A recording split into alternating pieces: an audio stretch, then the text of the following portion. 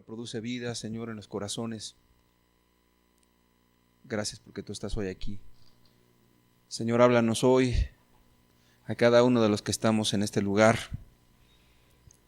a todos los que escuchan tu palabra, Señor, que podamos comprender tu gran amor, Señor.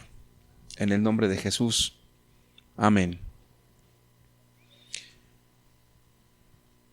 Quizás en la mente o en su corazón usted se esté preguntando si realmente Dios quiera perdonarlo, si Dios quiera salvarlo.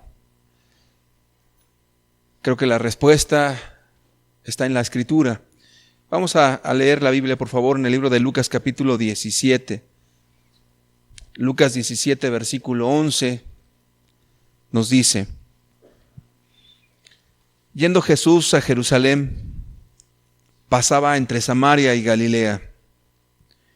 Y al entrar en una aldea, le salieron al encuentro 10 hombres leprosos, los cuales se pararon de lejos y alzaron la voz diciendo: Jesús Maestro, ten misericordia de nosotros. Cuando él los vio, les dijo: Id, mostraos a los sacerdotes. Y aconteció que mientras iban, fueron limpiados. Entonces uno de ellos, viendo que había sido sanado, volvió glorificando a Dios a gran voz y se postró en tierra a sus pies, dándole gracias. Y este era samaritano. Respondiendo Jesús, dijo: ¿No son 10 los que fueron limpiados? ¿Y los 9 dónde están? ¿No hubo quien volviese y diese gloria a Dios, sino este extranjero? Y le dijo: levántate, vete, tu fe te ha salvado. Jesús está yendo de Jerusalén y pasaba entre Samaria y Galilea. Es importante cuando la Escritura nos habla geográficamente de algún lugar. Lo que era Galilea y Samaria era prácticamente 2 pueblos que tenían cierta pugna. Los samaritanos eran una mezcla de judío con gente que no era de ese pueblo, sino que había una mezcla. Y entonces los samaritanos decían ser el pueblo elegido y obviamente también los galileos decían ser el pueblo elegido. Entonces tanto unos y otros no se trataban bien, ni galileos ni samaritanos, no tenían muy buena comunicación por asuntos de la religión. Y ahí en ese camino Jesús va y se encuentra a lo lejos 10 leprosos. Ahora, es importante este pasaje porque en esa ruta, es una ruta donde no hay muchas ciudades, por eso te menciono algunas principales, y hay que caminar muchísimo. Entonces, estamos imaginándonos a Jesús en un contexto donde no hay muchos poblados, sino pequeñas aldeas. Y entonces caminando, Jesús se encuentra a lo lejos 10 leprosos. Ahora, también la Biblia hace alusión a un número, 10. 10 es una cuestión de una totalidad, de un todo. Y de esos 10 leprosos, de repente le salen al encuentro a Jesús de lejos. Ahora, no es difícil comprender por qué esos 10 leprosos no se acercan a Jesús. La respuesta es que según las reglas sanitarias, los que tenían lepra no podían acercarse a una persona sana, sino que a cierta distancia. Por eso le comienzan a gritar a Jesús. Y entonces, cuando un leproso salía y de repente veía, por ejemplo, a una persona, tenía que gritar y dar voces como las siguientes: ¡inmundo! Pero lo tenía que oír a lo lejos: ¡inmundo! ¡Inmundo! Esa era la señal de que era una persona que tenía una enfermedad incurable llamada lepra, que aparte era terriblemente contagiosa. Entonces, las personas con la lepra tenían que ir gritando cada vez que veían a un ser humano: ¡inmundo! Y ese era su grito de continuo. Entonces, las personas que escuchaban el grito de inmundo inmediatamente se apartaban porque no querían contaminarse. Entonces eso les obligaba a los leprosos a vivir lejos de su familia, lejos de su población, lejos de sus amigos, lejos de toda vida social. Entonces ahí vivían ellos, no tenían una vida como cualquier otra persona, no podían bañarse como cualquiera de nosotros lo haría en su casa, no podían cargar a sus hijos, no podían acercarse a su esposa si eran casados, no podían tener ningún tipo de contacto, porque no solamente era contagiosa la enfermedad, sino que la misma gente tenía un terror de enfermarse de eso porque era ya incurable. Entonces era algo sumamente terrible. De allí que los leprosos tenían que estar viviendo en pequeñas comunidades de 15, de 20 y se ayudaban mutuamente. Cuando alguien les quería hacer misericordia, lo que hacían es que a cierta distancia le llevaban los alimentos a esas personas leprosas y se iban. Y entonces los leprosos tomaban esa comida y la repartían entre ellos, pero no había ningún tipo de contacto, no había ninguna forma de acercarse a ellos porque era una cuestión de vida o muerte. La gente que se contagiaba pues ya no tenía esperanza. Era alguien que tenía que estar aislado, fuera de los demás. Bien, pero no solamente el asunto queda ahí. Para una persona leprosa, pues ya no hay expectativas en la vida. Ya no hay el que voy a formar un hogar, ya no hay el que voy a trabajar, ya no hay el que voy a tener bienes o voy a hacer esto, voy a hacer lo otro. Prácticamente estaban muertos en vida. Y curiosamente en la Escritura, la lepra es una representación o tipo de lo que es el pecado. Entonces, si nosotros aplicamos esto que ocurrió en la vida de Jesús en un momento, nos damos cuenta de que tiene que ver con una totalidad. Imagínate que este grupo tuviera lepra, que es sinónimo de pecado, y de repente ese pecado te hubiera afectado tu vida en todos los sentidos, que de hecho así es, y entonces no pudieras acercarte a Jesús. Y lo único que hicieron los leprosos fue gritarle a Jesús. Solamente pudieron hacer eso, gritarle a lo lejos a Jesús. Entonces Jesús pareciera que no se acercó a ellos. Ahora, ¿cómo habrán interpretado los leprosos esto? Seguramente dijeron, a lo mejor no nos quiere tocar porque se vaya a contaminar el maestro. Pero eso no es verdad, porque Jesús en algún momento cuando se acercó un leproso, se postró a sus pies y con una actitud tan humilde le dijo, Señor, si quieres, puedes sanarme. Y Jesús, dice la Escritura, que le tocó y le dijo, quiero, sé limpio. Es decir, que Jesús podía tocar a los leprosos. No tenía el temor al contagio. Sin embargo, hay algo muy interesante en este pasaje cuando les dijo a los leprosos, vayan y muéstrense a los sacerdotes. ¿Sabe por qué dijo eso? Porque en el Antiguo Testamento los sacerdotes eran los encargados de mirar que la lepra haya sido sanada. De hecho, era toda una forma, un ritual. Usted lo puede leer en la Escritura, en el Antiguo Testamento, en los primeros 5 libros, en el Pentateuco habla abundantemente de la lepra.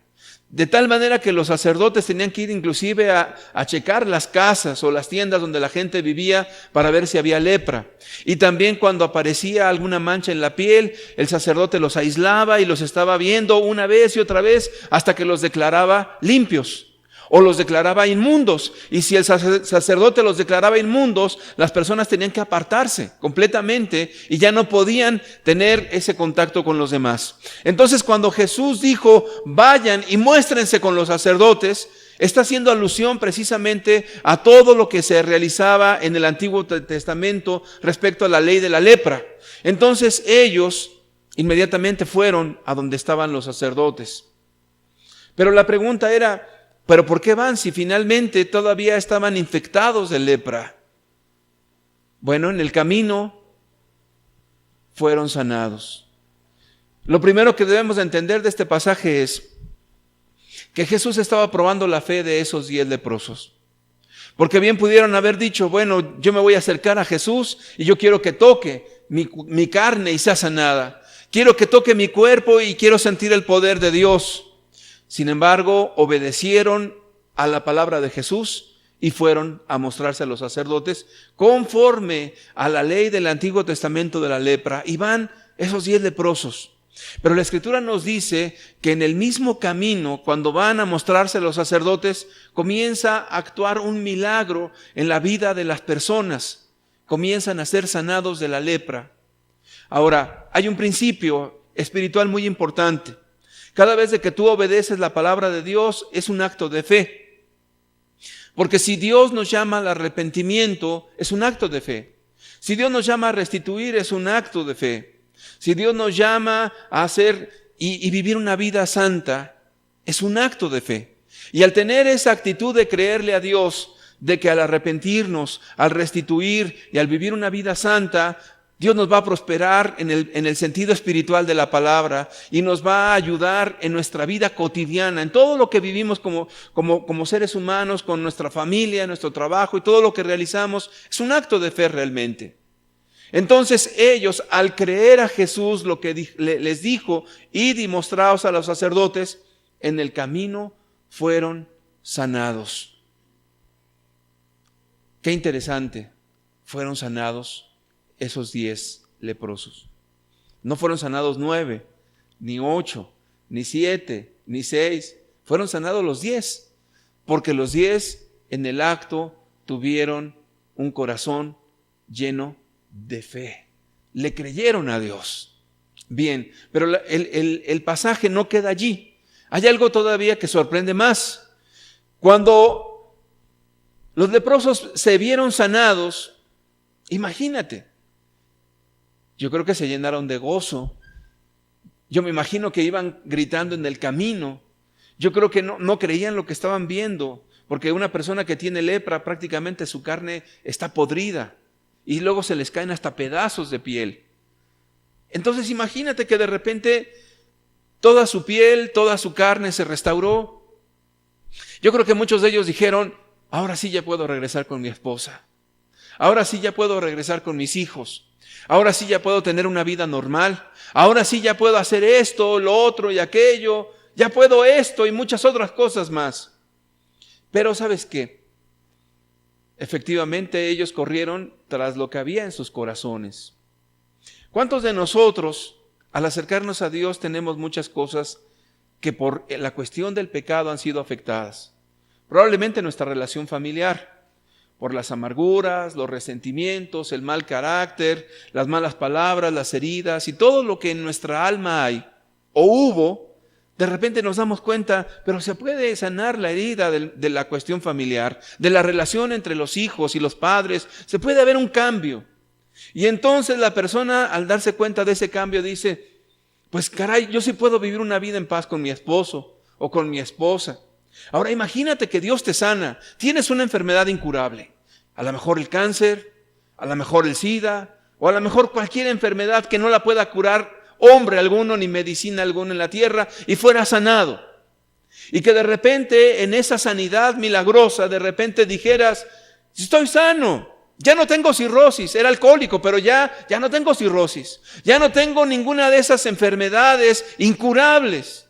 Y que de repente te vieras transformado en un momento de todo lo que tú eres como ser humano, como persona, y dijeras, pues ahora sí, voy a regresar a lo que quería en mi vida, a lo que deseaba, a lo que anhelaba, a lo que soñaba, lo que hay en mi corazón. Todo eso lo voy a buscar con todas mis fuerzas. Eso sí, voy a cuidarme de no hacer como antes. Realmente en los corazones de estas personas no estaba Dios, sino el beneficio de lo que podemos obtener de Dios. Es decir, no era la persona de Dios, era solamente la sanidad de Dios. Y yo quiero decirte que Dios prueba muchas veces el corazón de nosotros de muchas maneras. En una ocasión, un predicador le dijo a una persona, oye, ¿tú por qué buscas a Dios? La persona pensó un momento la respuesta y dijo, mira, yo quiero buscar de Dios porque mi vida ha sido un fracaso y mi familia ha sido trastornada una y otra vez. Es más, ya hasta me divorcié y ya voy con la segunda esposa y mi mal carácter, lo que yo he sido, me ha afectado tanto que quiero cambiar.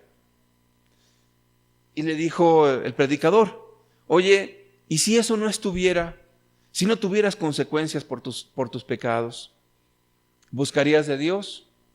Se quedó pensando otro momento y dijo, no lo había pensado así como me lo estás planteando. Yo he tenido una vida destruida, una vida llena de amarguras, me he divorciado, me he vuelto a casar, la vida que vivo ahorita es una tragedia. No lo había pensado, pero seguramente a lo mejor lo que yo haría sería ahorita ser una persona exitosa, buscar sacar adelante a mis hijos, y comenzó a hablar de los sueños, de las metas, de lo que pensaba, de lo que anhelaba, y de repente comprendió una cosa, que no estaba buscando a Dios, que no quería realmente la persona de Dios. Un predicador le hizo otra pregunta a una persona que no se convertía, llevaba años congregándose, oyendo campañas y todo esto. Y como veía que estaba sentado allí de continuo en su silla y no pasaba nada en su vida, se acerca el predicador y le dice, oye, ¿por qué Dios a ti no te salva?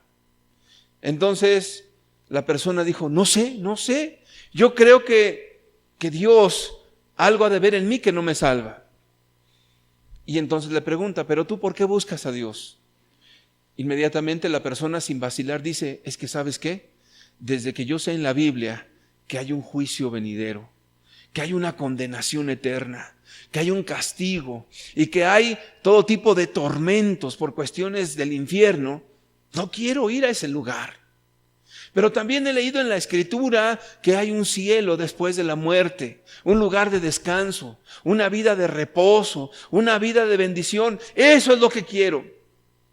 Entonces, acto seguido, el predicador le dice a esta persona, oye, vamos a suponer por un momento, porque eso no está en la Biblia, pero vamos a suponer que no hubiera ningún momento de condenación, que no hubiera un lugar de tormento, que no hubiera un lugar donde la gente sufriera, que no hubiera esas llamas eternas donde las almas se queman, que no existiera ese lugar. Pero tampoco existiera ningún paraíso, ningún cielo, ningún lugar de descanso, ningún lugar de reposo, que no existiera eso. Le dice el predicador, yo te pregunto, ¿buscarías a Dios aunque no hubiera infierno y no hubiera cielo, que no hubiera ni castigo ni beneficio? ¿Buscarías de Dios? Se quedó pensando un momento y dijo, oye, yo no lo había pensado. Yo creo que he buscado a Dios por miedo al castigo o por beneficio del cielo. ¿Sabes? Este tipo de cosas y de razonamientos abren mucho el panorama por qué Dios no actúa en los corazones de las personas. Si en un principio los 10 leprosos actuaron en un acto de fe y creyeron a la palabra y fueron y se mostraron a los sacerdotes y en el camino fueron limpiados, quiere decir que el poder de Dios actuó en sus vidas de manera manifiesta, de manera obvia. Pero después el relato de la Escritura nos dice que llegan con Jesús nada más ni nada menos que una sola persona. De los 10 que fueron limpiados, solamente uno regresó con Jesús. Uno, solamente uno. Ahora, Jesús se sorprende y les dice, ¿y los 9 dónde están? El 90% de los que escucharon mi palabra, ¿dónde están? Dice, ninguno volvió para darle gloria a Dios, sino solamente este hombre, y resalta una cosa, este extranjero, es decir, el samaritano.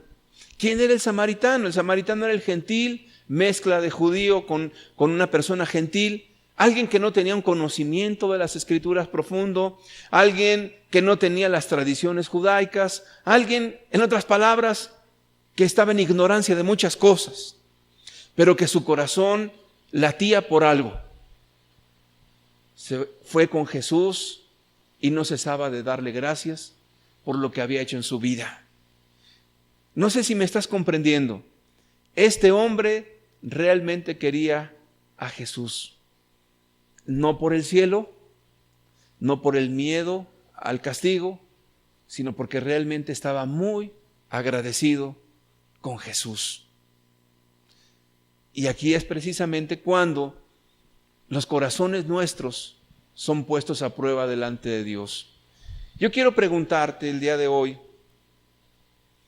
¿realmente buscas a Jesús? Si Jesús no obrara ningún milagro en tu vida, si Jesús te dijera, está bien, no hay infierno, no hay cielo, no existe nada de eso, ¿realmente me quieres conocer? ¿Realmente quieres venir a mí? ¿Realmente estarías dispuesto? ¿Realmente me amas por sobre todas las cosas? Este es el fundamento de alguien que realmente quiere conocer a Dios. ¿O no es así que cuando Dios le pidió a Abraham su único hijo, no se lo rehusó? Y cuando iba al monte Moría, imagínate, el único hijo que había tenido ya en su ancianidad, el de las promesas, Dios le pidió a su hijo para que se lo sacrificara en ese monte. ¿Por qué no le pidió, por ejemplo, sus riquezas? Abraham se las hubiera dado. ¿Por qué no le pidió a Dios otras cosas? Porque Abraham sin vacilar lo hubiera hecho. Sino que Dios le pidió exactamente lo que más amaba, a su hijo Isaac. Entonces, ¿por qué le pidió Dios? Ya cuando iba a sacrificar al niño, ¿qué dice el ángel de Dios? Abraham, detente, porque ahora sé que temes a Dios. No le hagas ningún mal al niño. Dios probó su corazón. ¿Qué pasó con Job? Recuerda que Job era un hombre que tenía muchos bienes y tenía una familia muy abundante, y de repente estaban en la presencia de Dios los hijos de Dios, entre ellos Satanás, y entre las pláticas Satanás le dice a Dios, dice, ¿teme acaso Job a Dios de balde? ¿No le has cercado de bienes y has multiplicado todo lo que tiene y estás bendiciendo todo su trabajo? ¿Teme Job acaso a Dios de balde? ¿Qué le estaba diciendo Satanás a Dios? Mira, Job te sigue por convenenciero, porque le diste dinero, porque lo multiplicaste, porque le diste una familia. Y entonces la propuesta de Satanás es esta: quítale todo y verás si no maldice a Dios en tu misma presencia. Es decir, que Satanás le estaba diciendo, Job solamente te ama porque tú le diste muchas cosas. Entonces Dios, que conoce a sus hijos, le dice, Satanás, todo lo que tiene Job está en tu mano, solamente no le quites la vida. Y tú sabes la historia de Job. En un solo momento todos los hijos de Job murieron, en un momento, de manera trágica. Dice que sopló un viento y donde estaban los jóvenes cayó y murieron todos. Y dice que no estaban apenas dándole la noticia de eso cuando comenzaron a darle una noticia, otra mala noticia, y Job quedó en la desgracia. ¿Qué es lo que pasa? Que cuando el corazón ama realmente a Jesús, no depende de lo que te da, no depende del beneficio y no depende tampoco de evitar los juicios, sino de un amor sincero a la persona de Jesús. De eso depende. Entonces, si tú todavía estás peleando en tu corazón, ¿realmente Dios querrá perdonarme? ¿Realmente a mí Dios me querrá perdonar? Jesús sanó a los 10. Y cuando ese hombre viene con Jesús, ya había obtenido lo que quería, no sé si me entiendas, ya estaba sanado. Si él solamente quería el beneficio, ya lo tenía. ¿Sabes qué le estaba diciendo a Jesús? A mí me interesas tú. Supongamos que te vas a casar. Es un ejemplo más. Un ejemplo hipotético, imaginario. Y que tú puedas ver el corazón de las personas como Dios y te vas a casar. Y de repente con la que te vas a casar, de repente empezarás a leer todos sus pensamientos. Y esta mujer, o este hombre, dependiendo si eres varón o eres mujer, viera que tienes mucho dinero. Y leyeras en sus pensamientos algo como esto: a mí ni me interesa este. Ojalá se muera pronto porque tiene mucho dinero. tiene bienes, tiene posesiones, ojalá se muera. Yo me caso nada más para ver cuánto le saco. Y que tú pudieras leer esos pensamientos. Dime, ¿te casarías con ese hombre o con esa mujer? Seguro es que no te casas con él, porque no te quiere, quiere lo que tienes. Imagínate que esa persona quiere evitar los sufrimientos de la vida y de repente dice, yo me caso con esta o con este, porque yo quiero a alguien que me mantenga, yo no quiero sufrir en la vida. La pregunta es, ¿te quiere? No te quiere. Ella está tratando o él está tratando de evitar los sufrimientos de la vida. No te quiere. Es decir, no le importa tu persona, le importa lo que tienes o lo que no tengas o lo que pueda dejar de sufrir la persona. Bien, Dios sí conoce los pensamientos. Dios sí conoce la mente y lo que hay en lo más íntimo de tu corazón. Entonces, cuando los 10 leprosos fueron sanados, cada uno se fue a sus diferentes lugares, a sus propósitos personales. ¿Por qué? Porque su único interés era su beneficio personal. 1 de 10 solamente dijo, Jesús, yo ya estoy sanado, pero no dejo de agradecer lo que tú has hecho por mí. Me interesas. ¿Qué le dijo Jesús a este hombre? Tu fe te ha ¿qué? Te ha salvado. ¿Por qué no salvó la fe a los otros? Los 10 creyeron a la palabra de Jesús, ¿estamos de acuerdo? Pero uno dio un paso más a la persona de Jesús. Si sigues preguntándote en este momento, ¿será que Dios me quiera perdonar a mí? Vamos a abrir la escritura en el Salmo 22. El Salmo 22 o el libro de los Salmos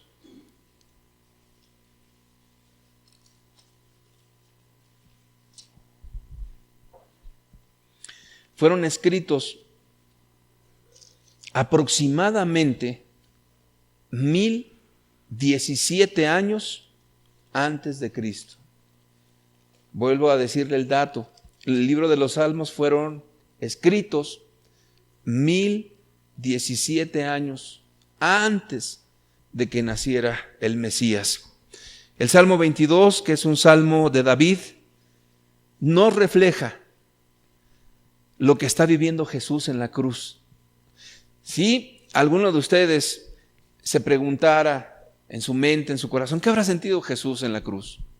Quizás hemos nosotros visto muchas cosas, quizás en alguna película o por lo que leemos en los evangelios, lo que Cristo externamente pasó y los sufrimientos y cómo le clavaron la corona de espinas y la sangre brotó y estuvo bañado en sangre. Bueno, eso es lo que tú ves de fuera. El Salmo 22 habla de la experiencia de Jesús en la misma cruz, relatada 1017 años antes de que el mismo Mesías viniera a la tierra. Comienza el Salmo 22, Dios mío, ¿por qué me has desamparado? ¿Por qué estás tan lejos de mi salvación y de las palabras de mi clamor? Primeramente, ahí está, Dios mío, Dios mío. ¿Recordará usted las palabras de Elí, Elí, lama sabactani? Dios mío, ¿por qué me has desamparado? El Salmo 22 comienza así, Dios mío, ¿por qué me has desamparado? Exactamente las mismas palabras que Jesús pronunció en la cruz 1017 años antes.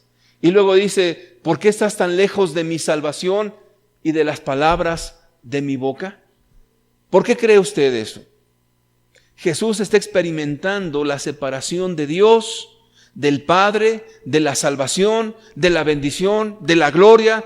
Está experimentando la maldición en su propia humanidad y la lejanía de Dios Padre. Y lo que primero que le pregunta y le clama a Dios, Dios mío, ¿por qué me has desamparado? ¿Por qué estás tan lejos de mí?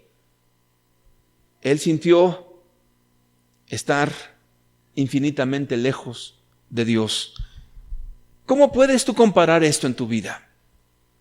¿Alguna vez has sentido que estás lejos de Dios? ¿Alguna vez has sentido la muerte? ¿Alguna vez te has sentido desamparado? Yo te platiqué una experiencia personal donde hubo un secuestro de un autobús y donde ese periodo donde hubo violencia y donde yo fui prácticamente afectado en ese momento. Créeme que te sientes infinitamente desamparado. Te sientes completamente inútil ante una circunstancia que no la puedes controlar, donde tu vida está como que entre algo tan ligero como un hilo y que en un momento puedes estar muerto y en la eternidad, y créeme que los segundos pasan como si fueran una eternidad. Y entonces te sientes desahuciado, te sientes impotente. Es más, tienes sentimientos que no puedes expresar, de una impotencia que tienes, de que esa circunstancia va más allá de lo que tú humanamente puedes hacer. Y los segundos son eternos. Jesús experimentó en la cruz el peor de todos los tormentos. No fue el aspecto físico, sino ese estado de indefección, ese estado de impotencia. Y lo único que está gritando nuestro Cordero allí es: Elí, Elí, lama sabactani. Dios mío, ¿por qué me has desamparado? ¿Por qué estás tan lejos de mí, Señor? Una separación entre Dios y Jesús. ¿Sabías tú que la Escritura dice que lo único que separa al hombre de Dios, ¿qué es? Es el pecado, ¿verdad? Lo único que separa al hombre de Dios es el pecado. Jesús está literalmente gritando. Así comienza el Salmo 22. Dios mío, ¿por qué me has desamparado? Sigamos leyendo. Versículo 2. Dios mío, clamo de día y no respondes, y de noche y no hay para mí reposo. Esta palabra reposo es una palabra que te da a entender que es cuando una persona ya no tiene ningún estado de quietud, sino que vive en una extrema ansiedad. ¿Cuándo has vivido en una extrema ansiedad? Cuando no puedes dormir, cuando no puedes comer, cuando literalmente te sientes tan estresado, tan angustiado de algo, que no tienes ninguna paz. ¿Te parece que se te haya muerto un hijo? Son momentos muy difíciles. No tienes hambre, no puedes comer, no puedes dormir. Es más, han pasado días y tú puedes seguir con los ojos abiertos y sigues pensando en el evento traumático de la pérdida. Y estás completamente como que muerto en vida.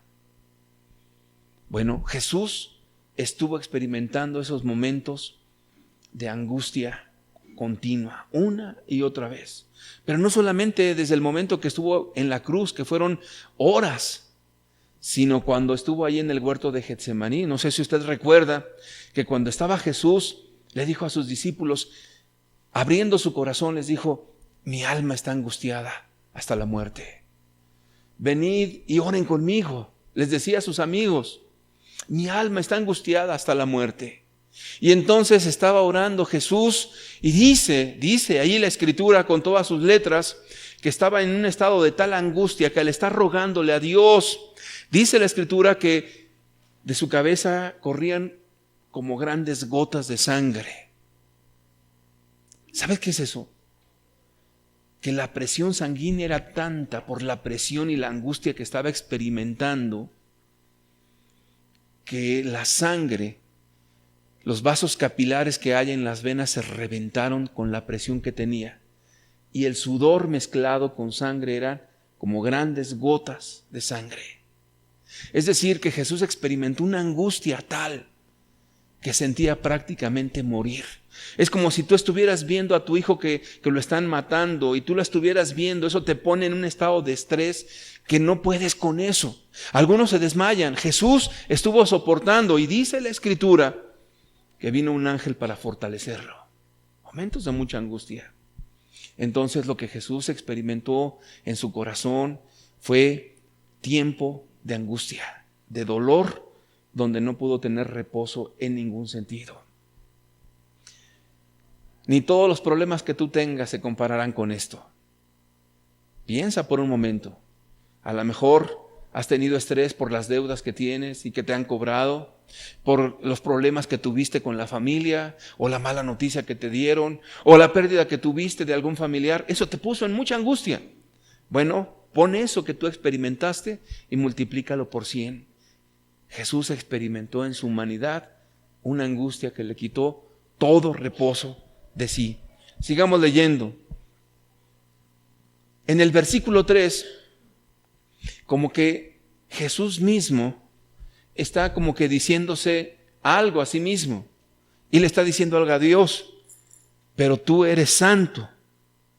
Tú que habitas entre las alabanzas de Israel, en ti esperaron nuestros padres, esperaron y tú los libraste. Clamaron a ti y fueron librados, confiaron en ti y no fueron avergonzados.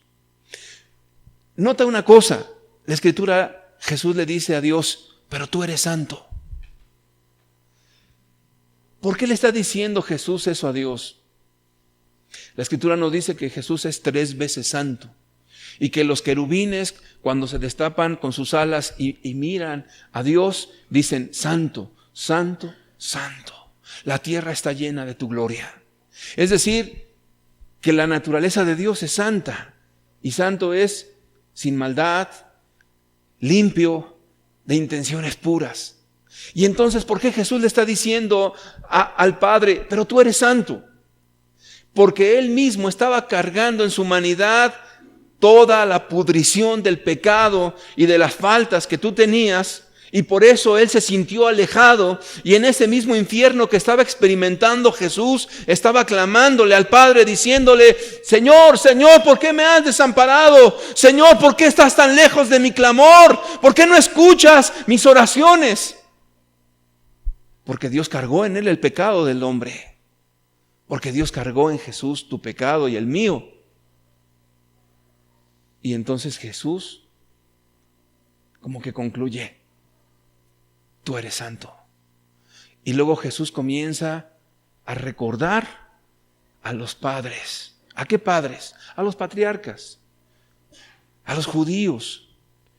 Dice, ellos clamaron a ti y tú les contestaste. En el momento de la angustia tú los libraste. Es decir, que todos ellos no fueron avergonzados. ¿Pero por qué Jesús sí fue avergonzado?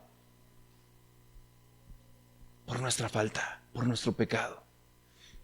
Y fíjate, ahora comienza a describir lo que Él está experimentando, lo que Él siente. Versículo 6 dice, mas yo soy gusano y no hombre. Mas yo soy gusano y no hombre, oprobio de los hombres y despreciado del pueblo. Todos los que me ven me escarnecen, estiran la boca, menean la cabeza, diciendo, se encomendó a Jehová, líbrele él, sálvele, pues que en él se complacía. ¿Cómo se sentía Jesús? Yo soy gusano y no hombre. Soy el escarnio del mundo. Cuando usted ve una película donde Jesús está en un taparrabo, está equivocado en la cuestión de la película. Históricamente, las cuestiones de tortura romana tenían varios propósitos. No solamente era el aspecto vulgar de generar dolor físico. Esa era una de las partes en las que constituía la cuestión del martirio de la cruz. Si te pones a pensar un momento, el asunto es que ahí estaban los delincuentes, ¿cierto? Y estaban condenados a muerte. En Estados Unidos existe la condena de muerte. ¿Qué le hacen a un condenado a muerte? Lo ponen en una cama, todavía lo están allí como que consolando, le mandan a un sacerdote o le mandan a un pastor o a un rabino según su creencia, y todavía le conceden una buena comida, lo que él quiera comer, y de repente pues él está con su mente preparándose, está con la gente más cercana, sus padres, sus parientes, y le están prácticamente consolando y le están dando esperanzas para la vida venidera, y entonces de repente le ponen una inyección letal que se la van dando de manera tan gradual que se va quedando dormida la persona, y entonces murió. Eso es la sentencia de muerte en Estados Unidos. Pero en el aspecto del Imperio Romano, el castigo no era la muerte en sí misma. Si fuera la muerte era muy sencillo, le cortaban la cabeza y ya, sino que tenía como objeto el producir un gran dolor físico, pero también una gran vergüenza moral de manera pública. El hecho de que lo exhibieran públicamente y que pusieran a Barrabás y lo pusieran a él, era motivo para escarnecerlo delante de una multitud. Y escúcheme bien, no es con la túnica y el taparrabo como lo sacan en la televisión. Eran completamente avergonzados en su completo estado de desnudez y lo ponían delante de todos. ¿Y sabes qué era lo que decía la turba? No solamente el de suelta a Barrabás, sino eran cuestiones de ofensas, eran chiflidos, eran cuestiones muy ofensivas y muy vergonzantes. Era con el objeto de avergonzar a la persona al máximo, de exponerlo a una vergüenza pública, de desnudarlo delante de todos, el exhibirlo, el decir, es lo peor de lo peor, es la vergüenza pública, es el peor de los asesinos y el peor de los delincuentes. Por eso Jesús, cuando está relatando su experiencia, dice, gusano soy y no hombre, el oprobio de los demás, soy como que la pudrición del mundo. Eso es lo que está experimentando Jesús. Ninguno de nosotros hemos tenido esa exposición tan vergonzante. Jesús sí. Y entonces era la exhibición pública con lo peor de lo peor. Y no solamente eso, imagínate que lo hayan cambiado por Barrabás. Era como decir, ¿sabes qué? Queremos al asesino y que te maten a ti. Eres la vergüenza. Pero no era todo el asunto, sino que era una vergüenza que ibas caminando en medio de la turba. Si alguna vez has entrado a una cárcel, en la cárcel le dan la bienvenida a los nuevos reos, los desnudan y los comienzan a escupir en todo su cuerpo. Los hacen pasar por una fila y les dan de patadas, los escupen y les gritan palabras completamente obscenas que no se pueden repetir. La cosa es hacerte sentir lo más vil de la tierra. Eso es lo que tuvo que experimentar Jesús al salir, para ir a un monte que se llama el Monte de la Calavera. Entonces iba cargando la cruz, que la cruz representa muchísimo, no solamente la tortura, representa, vas cargando tu propia vergüenza. Y ahí va Jesús cargando la cruz, en medio del pasadizo del infierno, con todas las rechiflas, con todas las palabras obscenas, con todo lo que te puedas imaginar, completamente desnudo. La peor de todas las vergüenzas. Y ahí está Jesús, oyendo cuánta maldad de los hombres te puedas imaginar. Todo el trayecto le aventaban cosas. Y en la cruz, aún en medio de su sufrimiento, no era lo físico solamente, era el dolor moral. ¿Alguna vez te has imaginado desnudo en medio de una turba? Créeme, pasarías menos que una prostituta. Menos. Por eso Jesús, cuando está verbalizando, hablando su experiencia, y dice, gusano soy y no hombre, despreciado de los hombres, Así se sintió Jesús, gusano y no hombre. Y lo más impresionante de todo es que eso es lo que yo merecía. Eso es lo que tú merecías por tus pecados. Sigamos leyendo. Versículo 9. Pero tú eres el que me sacó del vientre, el que me hizo estar confiado desde que estaba a los pechos de mi madre. Sobre ti fui echado desde antes de nacer, desde el vientre de mi madre, tú eres mi Dios. ¿Sabes qué le está diciendo Jesús a Dios? Yo nunca pequé. Yo no hice nada malo. La Escritura nos dice que Jesús fue tentado en todo, pero sin pecado. Y comienza a recordar Jesús desde que nació. Y le está diciendo: Dios, mi confianza ha sido tú. Tú me sacaste del vientre de mi madre. Toda mi vida has estado conmigo.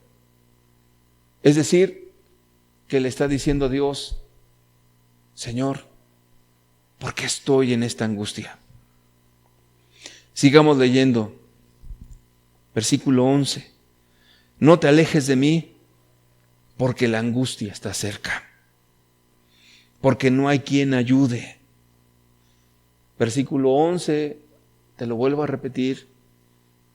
No te alejes de mí. ¿Qué estaba sintiendo Jesús? Yo tengo un cuadro muy representativo de esto.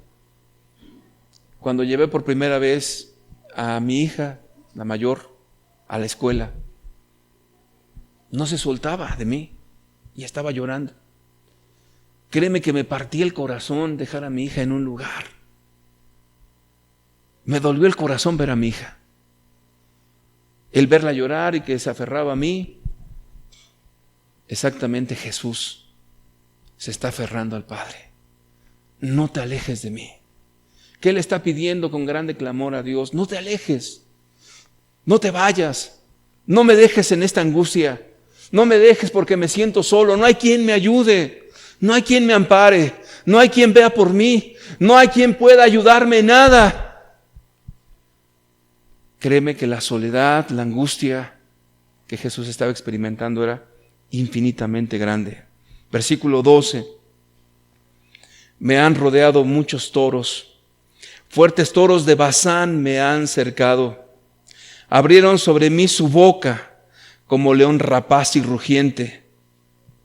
Me voy a detener hasta ahí. Me han rodeado toros, fuertes toros de Basán. ¿Sabes qué son los toros de Basán? Son los fariseos. Son los conocedores de la Escritura. Son los que rechazaron a Jesús y que le empezaron a escarnecer de manera pública. A otros salvó, a sí mismo no se puede salvar. A otros ayudó, él mismo no se puede ayudar. A ver, que venga Dios y le libre, a ver si es Dios, o a ver si Él puede hacer un milagro, que alguien venga y le ayude. Esos eran los toros de Basán, los fariseos.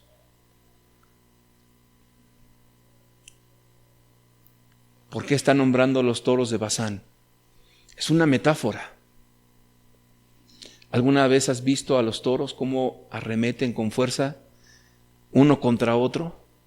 Son muy fuertes y no vuelven atrás. Lo que está diciendo Jesús metafóricamente es: estos son tan destructores, tan fuertes como los toros, que con su boca destruyen y con su boca hieren. Y con su boca, invocando el nombre de Dios y teniendo el conocimiento de Dios, hacen pedazos y me escarnecen públicamente. ¿Sabes qué representa también? Cada vez que pecamos teniendo conocimiento de Dios. Fuertes toros de Basán me rodearon. Me rodearon cuadrilla de malignos. Lo que está experimentando Jesús es algo terrible. Versículo 14. He sido derramado como aguas. ¿Por qué dice él que ha sido derramado como aguas? Realmente fue lacerado tanto que su sangre literalmente escurrió. Por eso dice la Escritura que por su sangre nos lavó de nuestros pecados, con la sangre de Jesús. Fue derramado como aguas cuando le pusieron la corona de espinas en su cabeza. Fue derramado como aguas cuando azotaron su espalda.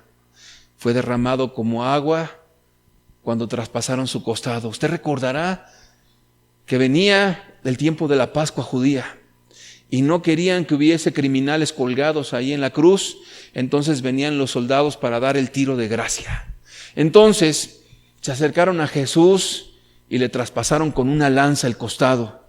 Y dice la Biblia que salió ¿qué? Agua con sangre. ¿Sabes por qué? Porque la sangre de Jesús fue derramada y también fue coagulada dentro de él y salió el suero de la sangre. Dice que salió agua como agua con sangre. Quiere decir un sufrimiento atroz. Fui derramado como aguas. ¿Alguna vez has donado sangre? ¿Alguna vez has ido a que te saquen 1 litro de sangre? ¿Qué sientes? Sientes como la fuerza se te está yendo. Y cuando estás apretando y que la sangre está saliendo, de repente sientes que te estás desmayando y te vas desvaneciendo.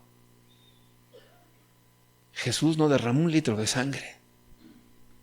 Él dio su sangre para lavar tus pecados. Toda su sangre derramado fue como aguas. Sigamos leyendo el Salmo. Y todos mis huesos se descoyuntaron. Mi corazón fue como cera, derritiéndose en medio de mis entrañas. El versículo 14, médicamente se puede comprobar, científicamente. Todos mis huesos se descoyuntaron por la siguiente razón. Cuando Jesús fue colgado y sus extremidades fueron traspasadas. ¿Qué sientes cuando tú tienes una cortada y de ahí tienes que sostener algo? Sientes un dolor intenso por tus nervios que te recorre todo el cuerpo. De tal manera que el estar colgado sientes como un calambre en todo tu cuerpo. Pero al estar sangrando, la fuerza te va mermando, se te va acabando la fuerza y tienes que irte soltando. Entonces es un tormento entre lo que sientes en el dolor de haber sido traspasado por tu mano y el dolor que sientes al jalar tu propia mano con tu propio peso. Entonces tus huesos prácticamente comienzan a descoyuntarse y entonces el dolor que experimentas en la mano y todo lo que es tu cuerpo es tanto que ya no sientes, ya los huesos prácticamente se te descoyuntan y el dolor es inmensamente intenso del tórax hacia arriba, porque estás en la posición de estar colgado y desangrándote a la vez. No queda ahí. Versículo 14, volvamos a leer. Mi corazón fue como cera, derritiéndose en medio de mis entrañas. ¿Sabes qué está diciendo Jesús? Al faltarte sangre, el corazón sigue bombeando. ¿Pero qué va a bombear ahora si ya no hay sangre? Entonces ese mismo músculo comienza a latir de manera lenta. ¿Alguna vez has sentido alguna arritmia? ¿Qué sientes cuando el corazón se te acelera rápidamente? Sientes muy feo, pero también sientes feo cuando el corazón comienza a latir lentamente. De tal manera que eso lleva a sentir un sueño tan pesado que te puedes quedar muerto y no sientes. El corazón de Jesús literalmente estaba latiendo lentamente por la falta de sangre, por la falta de presión sanguínea. ¿Qué te está diciendo eso? Un agotamiento extremo, un derramamiento de la persona de manera muy gradual. Versículo 15. El versículo 15 ya te describe más claramente lo que está pasando Jesús. Como un tiesto se secó mi vigor y mi lengua se pegó a mi paladar y me has puesto en el polvo de la muerte. Versículo 15 es tan revelador. Jesús está diciendo, como un tiesto se secó mi vigor. ¿Sabes qué es un tiesto? Mira, para que entiendas qué es un tiesto, toma un jarrón en tu casa y estréllalo. Tomas un pedazo y eso es un tiesto. Un tiesto se utilizaba antiguamente para mover las cenizas de la fogata o donde cocían los alimentos. Un tiesto se utilizaba a veces hasta para rascar, pero no servía para retener agua porque era algo que se había quebrado. Entonces cuando Jesús dijo como un tiesto se secó mi vigor, quiere decir así como cuando quiebras un jarrón o quiebras algo y lo haces 1000 pedazos. Así se sentía Jesús, descoyuntado, hecho pedazos. Se sentía que él literalmente estaba dolido de todo su ser y que sus fuerzas le habían abandonado y se sentía seco. Y su experiencia era terrible en un sequedal. Y luego dice, se pegó mi lengua al paladar. Cuando tú estás deshidratado, si alguna vez te deshidrataste o practicaste algún deporte donde sudaste a chorros y no te dieron agua, la boca se te hace chiclosa, se te pega al paladar de tanta sed. Entonces Jesús está experimentando un sequedal, porque aparte de que se está desangrando, se está deshidratando y los dolores que siente son tan punzantes que la lengua la siente chiclosa. Su lengua se le pegó literalmente al paladar. Entonces cuando pudo exclamar, tengo sed, escucharon, tiene sed, denle. Y tomaron un hisopo, una esponja con vinagre. Y entonces, para aliviar la sed de Jesús, cuando él se acercó para sentir un poquito de saciedad en su lengua, que estaba seca literalmente, lo que sintió es que le quemaron la boca, la lengua, la quemaron con el vinagre y entonces no pudo saciar su sed. Y me recuerda muchísimo el pasaje de Lucas, cuando el hombre rico está atormentado en esa llama y le dice al padre Abraham, Padre Abraham, manda a Lázaro para que venga y toque con la punta de su dedo en agua y refresque mi lengua porque estoy atormentado en esta llama.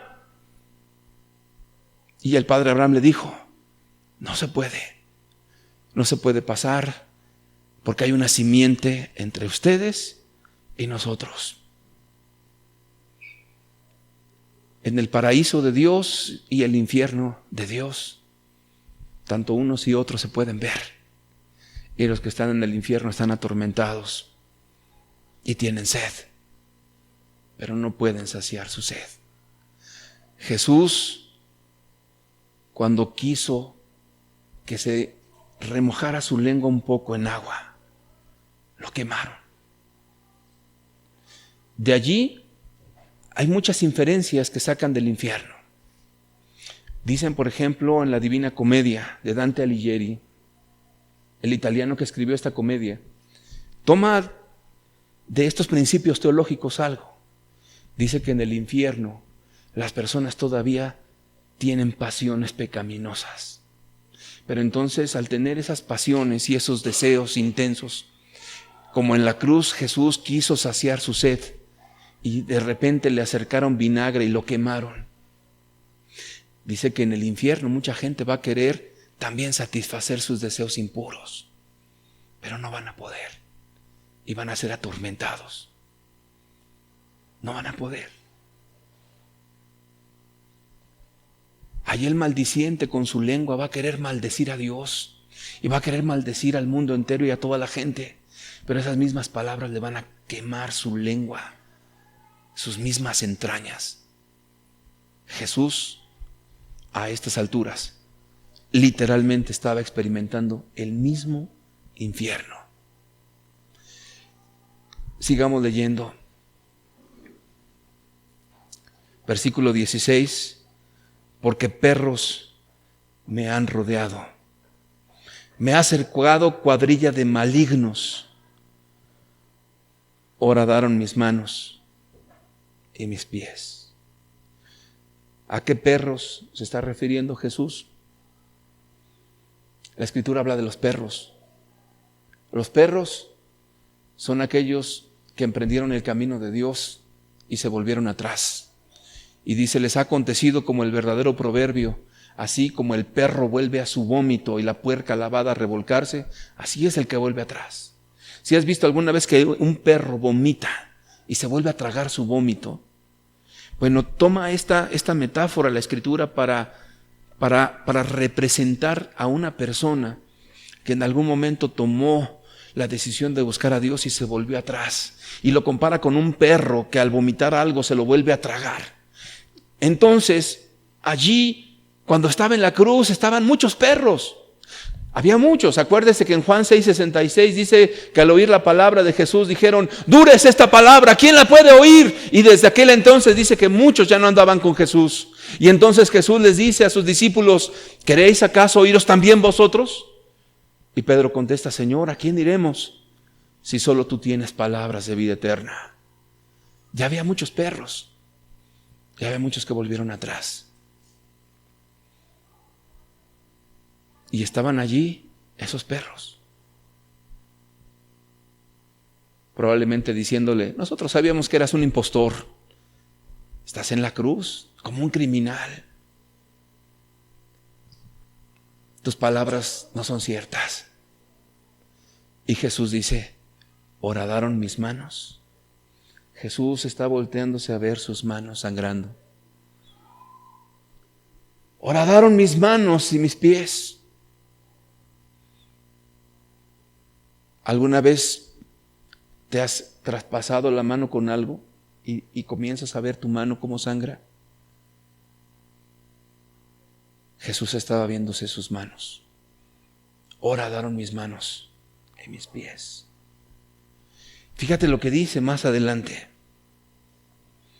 Contar puedo todos mis huesos. Me voy a detener en eso. Jesús dice, contar puedo todos mis huesos. ¿A cuánta tortura habrá sido sometido Jesús?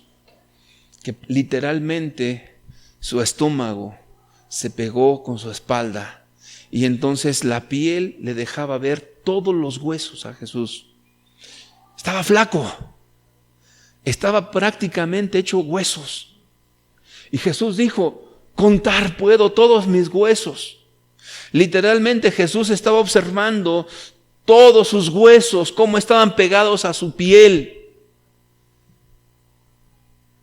¿Has sentido hambre? ¿Cansancio? ¿Angustia? Jesús estaba vivo de misericordia.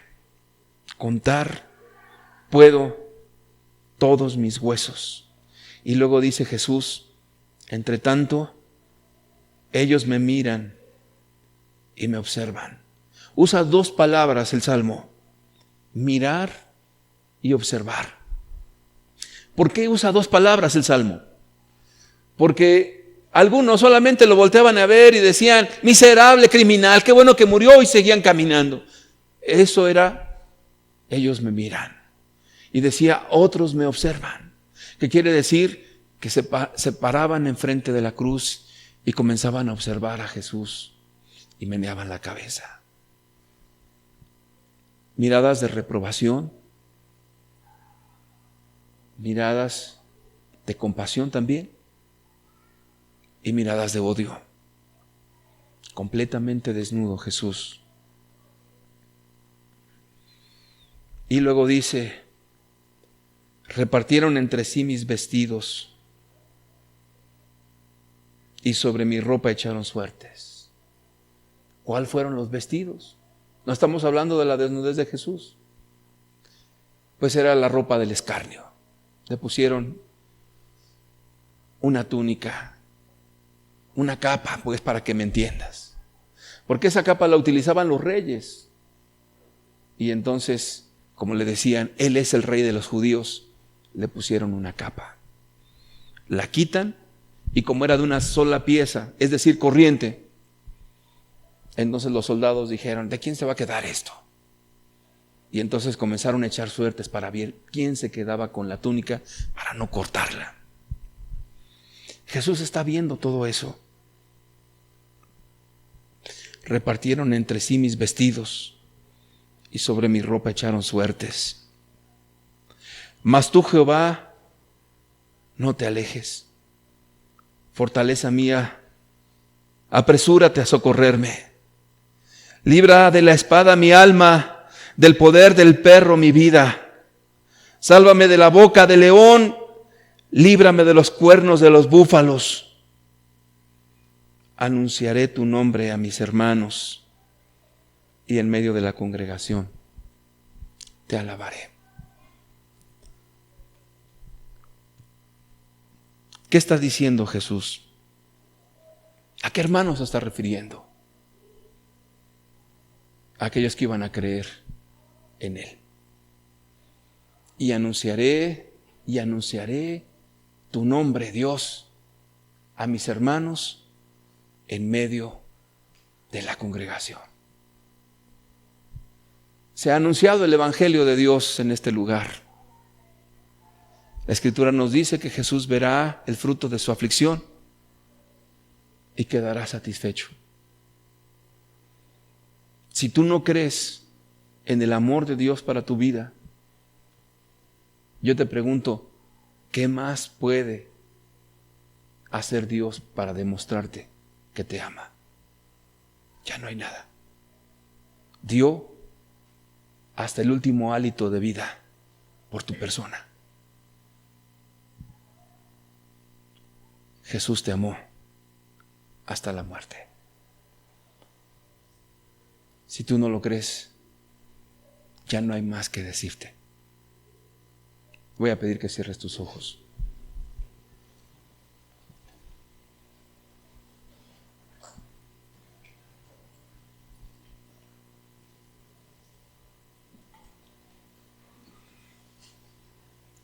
Vuelvo a la pregunta que te hice en un principio. ¿Acaso Dios querrá perdonarme?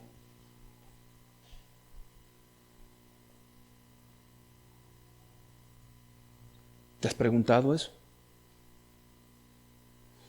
No, es que nadie me ha dicho a mí nada de tu persona. No, tampoco leo los pensamientos de nadie. Es que Dios sabe lo que piensas. Y Él personalmente ha venido a mostrar el amor que tiene por ti. Por eso la Escritura dice, y nosotros le amamos a Él, porque Él nos amó primero. Si Él dio su vida por nosotros, ¿no será justo que nosotros demos nuestra vida por Él? No por el cielo, no por el castigo, sino por el amor de Jesús a tu persona. Aunque no hubiera cielo, yo seguiría a Jesús. Aunque no hubiera infierno, Jesús es muy valioso. Me amó hasta la muerte. Dio su vida por un miserable pecador como yo.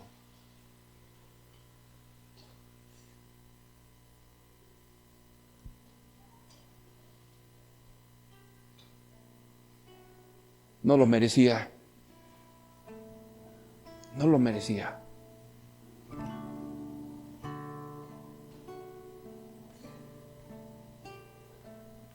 Yo merecía morir como ese criminal.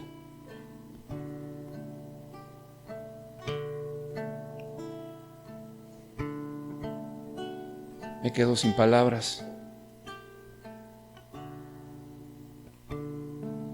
ante tan grande amor del cual yo no soy digno. ¿Cómo rechazar a Jesús?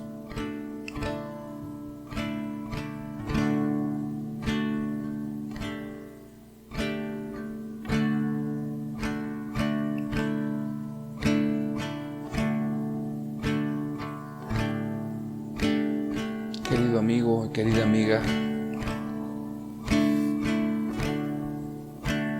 Jesús murió por ti, el más vil de todos los pecadores.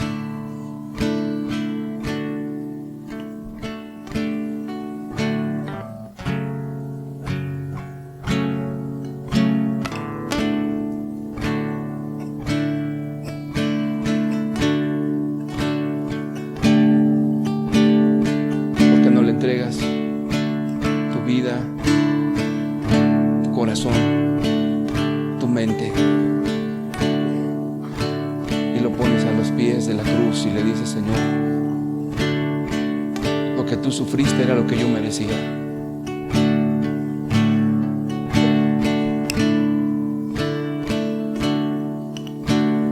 Toma esta vida inútil, Señor.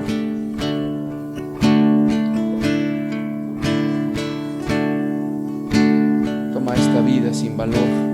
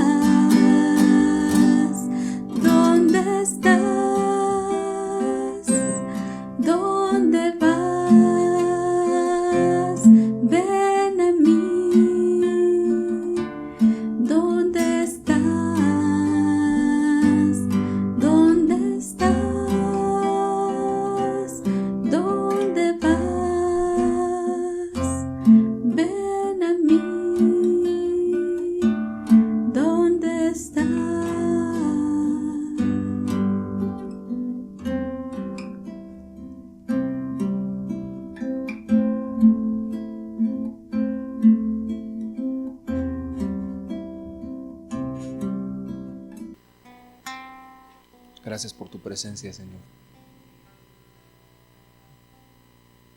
Gracias por tu paz, que sobrepasa todo entendimiento, Señor.